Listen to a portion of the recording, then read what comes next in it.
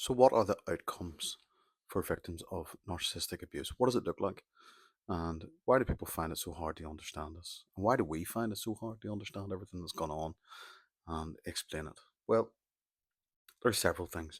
We hear a lot about cognitive dissonance, and we do. We have cognitive dissonance going on over everything that has happened. But it's gone a step further than that.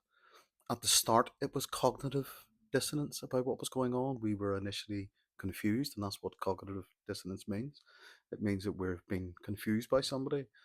But whenever we examine psychologically really what's going on, we've went in and we have went in with our authentic self. We've been idealized. That's then split our personality into the ideal self. It's been love bombed and it's been contained within this other split called the shared fantasy, which is the dyadic relationship that we're in, this reciprocal relationship that we're in. And in here we hold these idealized versions of ourselves and them. And then over time, we start internalizing all the negativity, and we are being projectively identified upon. So we're taken in shame that doesn't belong to us, and we are now starting to internalize the abuse as us. We're now starting to become more reactive, more narcissistic ourselves, more psychopathic in our behavior and our reactions, and that's because our brains have been entrained. We have been literally had our brain we have synced with the abuser, so we're now starting to react the way they would react because they want to predict how we're going to react. So, in training us is the best way to do that. So that's about completely and utterly parasitically taking over your brain. So they take over you externally from internally inside themselves. So at the end, we're not just left with cognitive dissonance. We actually have a split in our personality. And because this has been a dual mothership and our mother has abandoned us, we go into our childhood psyche even further. We regress even further than we already have in regards to the childhood wounds that have been exposed in the relationship and have been used solely because of our attachment style and the way that we provide supply.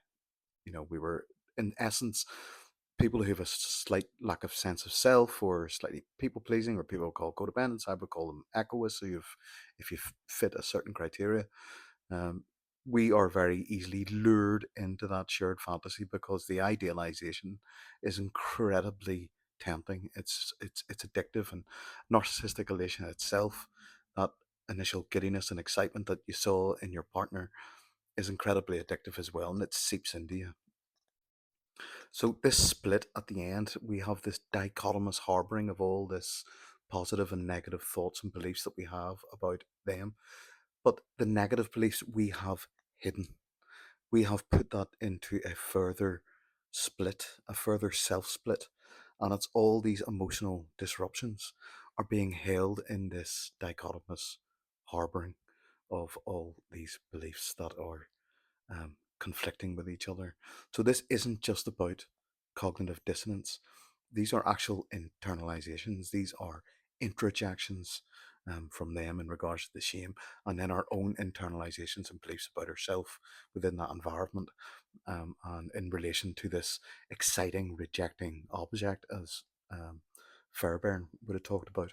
And it's an incredibly addictive place to be. That split in itself is a trauma bond too. It's the essence of a trauma bond because you're either idealizing this person, or you're going to devalue them, or you're going to withdraw. A split is characterized by withdrawal and putting things into black and white, good and bad. So the end of a narcissistic relationship is full of not just confusion, sorry, but it's full of lots and lots of internalized beliefs that you have that are conflicting with the truth now facing us. And the truth is very, very hard to hear. And because of the way our right brain works, our right brain is the seat of our emotional capacity, it searches for safety in familiarity. So hence why you start ruminating and only saying the good and putting away the bad for a while, because that's safer. That's a safer thing to be doing than facing the truth. And this is the truth of mental health the whole way through. The whole part of your healing will be about facing uncomfortable truths. Um, and it's a learning experience. It's a discovery of the self, and eventually it'll become something that you'll love to do, finding yourself, because that's falling in love with yourself. I hope that helps. Peace out.